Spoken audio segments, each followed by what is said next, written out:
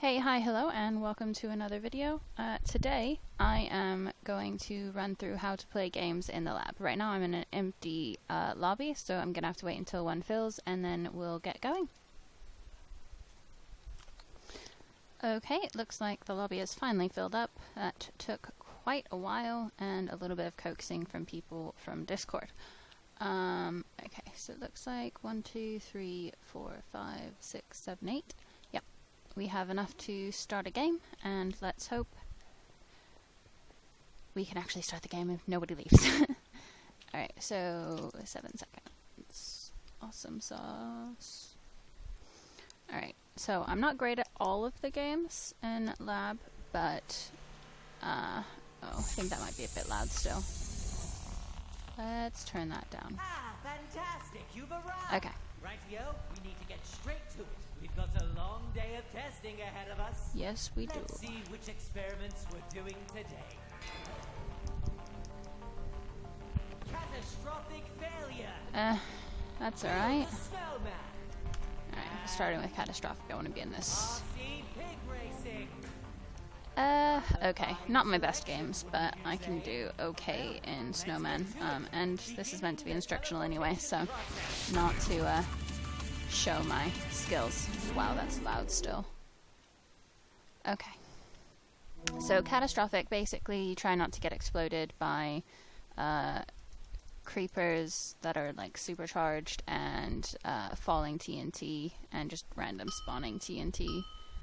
So basically just keep moving. I prefer to play in this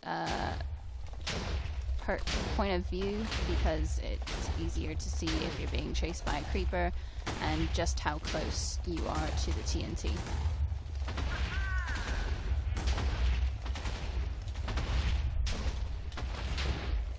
So basically you just keep moving.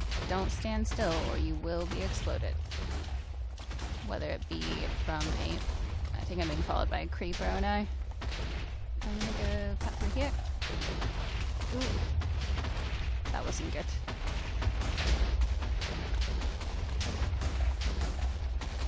Never stop. Oof. It's getting worse.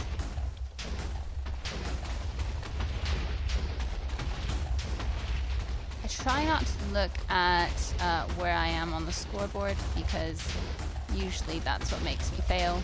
So I have no idea what place I am in. Really just need to keep moving. Ooh.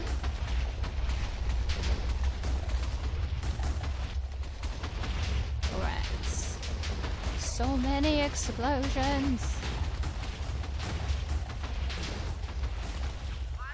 Whew. Oh, second place. Nice. Alright, let's go back to first person. And next, I believe, was build a snowman, which is simple enough. You collect pumpkins and snow, and you build snowmen. There are many different types of strategies to win this game. I basically collect snow and pumpkins until the 30-second mark, and then I start building my snowmen. And I collect them simultaneously. I don't focus on any specific item, so I collect pumpkins, and on my way to collecting pumpkins, I collect snow. As you can see, some people have already started building, and I feel like that actually hinders your ability to build as many as possible, but maybe it doesn't for them. It does for me.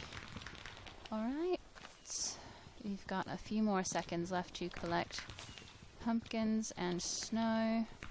Gotta try and make sure I have enough snow in order to actually build the amount of snowmen that I have collected pumpkins for.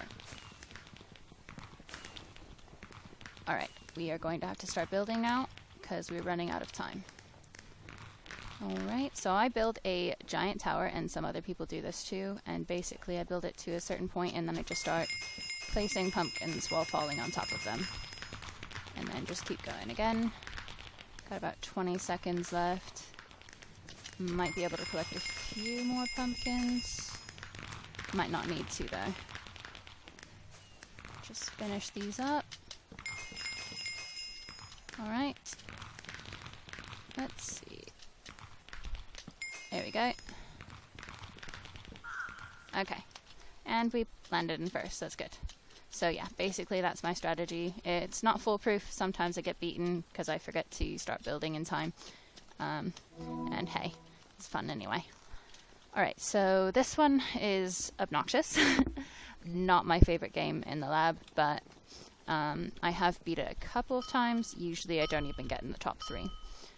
My strategy is basically you're supposed to click the green one, not the red one. I don't know why I just clicked the apple. Usually I leave my first 3 fingers on 1, 2, and 3, and then I just scroll to anything that's outside of those. And sometimes I forget that I am clicked on 1, 2, and 3 and don't actually use those, which can be a downfall, but we just keep going. But usually I use my button 3 to scroll between the buttons or slots as the emerald moves around.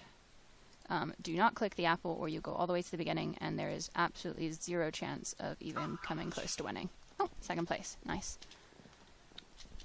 So yeah, basically if it isn't in like the first 2 or 3 switches, you're probably not going to win if you click the apple. But it's all fun and games anyway, so. Alright. So that's those 3. Maybe we can see if there's another game available. Alright. Be right back. Okay, so I skipped the intro because it's annoying. So, oop, I keep doing that.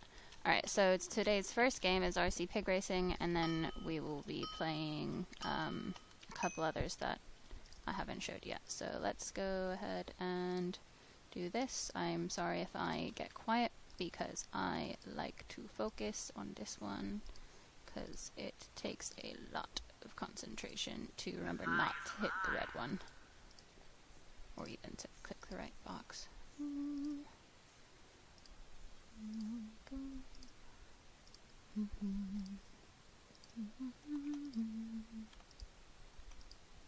Oh, Jesus.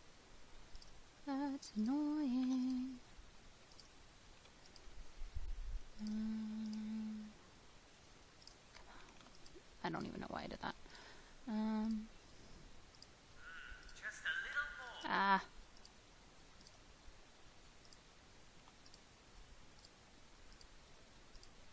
Come on. Oh, hey, I won. Okay.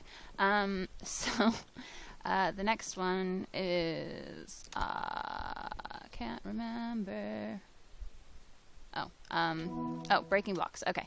So, breaking blocks, you get like, an axe, a pickaxe, a shovel, and you're just basically supposed to break as many blocks as possible, and you also get TNT, which you use first to explode as many blocks as you possibly can before switching to a shovel, and always get one of those if you find it.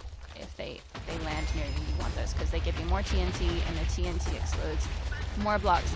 And it's really loud and obnoxious, so I apologize for that.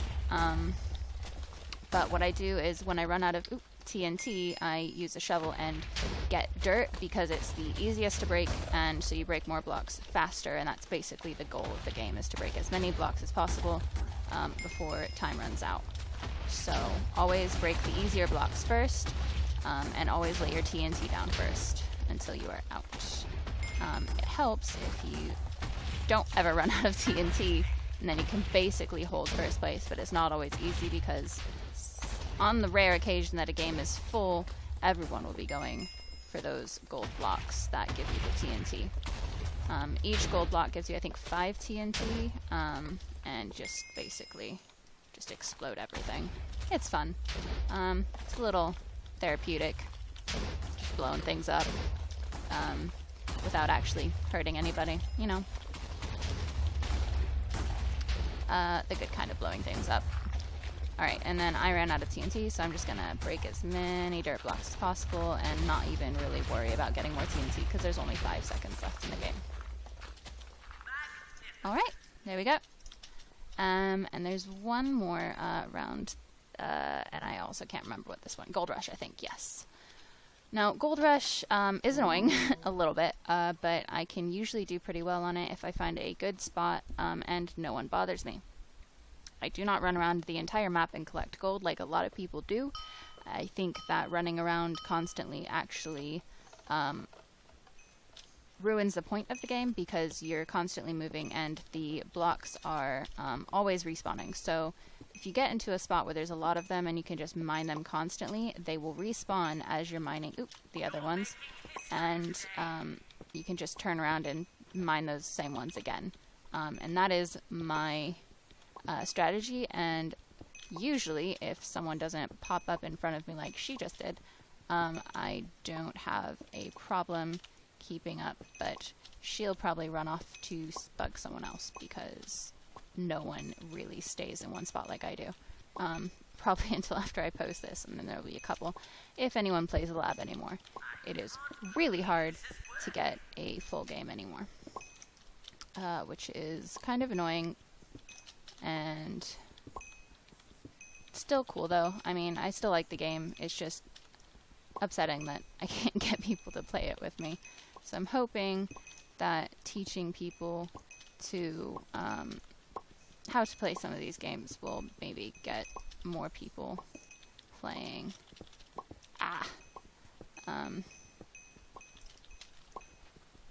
Hopefully. A little rambly, but that's fine. Looks like the game is almost over and I am still in first place, which is a feat, considering how many people keep coming over here and interrupting me. Alright, there we have it. There are a few of the games inside of the lab. There are a couple more, but they're pretty easy to figure out.